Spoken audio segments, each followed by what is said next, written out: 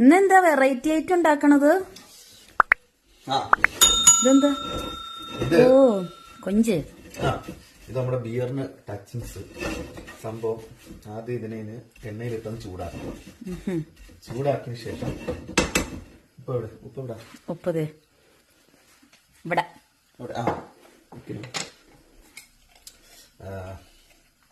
30 വിതരണം. ഓക്കെ, കരിയാൻ വെക്കണം. തീയൊക്കെ അഡ്ജസ്റ്റ് ചെയ്തിട്ട് ഇതൊക്കെ നമ്മുടെ സ്പെഷ്യൽ വെടിക്കൽ ഐറ്റാ, ലൈക്ക് മാഗി. ഇതാവാതെ എന്താ പറയുന്നത്, കരിയാൻ നോക്കണം. ഇതവിടെ മുളക് പൊടി ഇവിടെ. എന്നിട്ട് പിന്നെ സ്പെഷ്യലാണ്.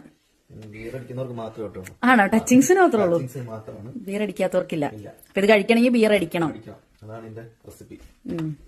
വെച്ചിരിക്കുന്ന മുളക് പൊടി ഇട്ടുള്ളൂ.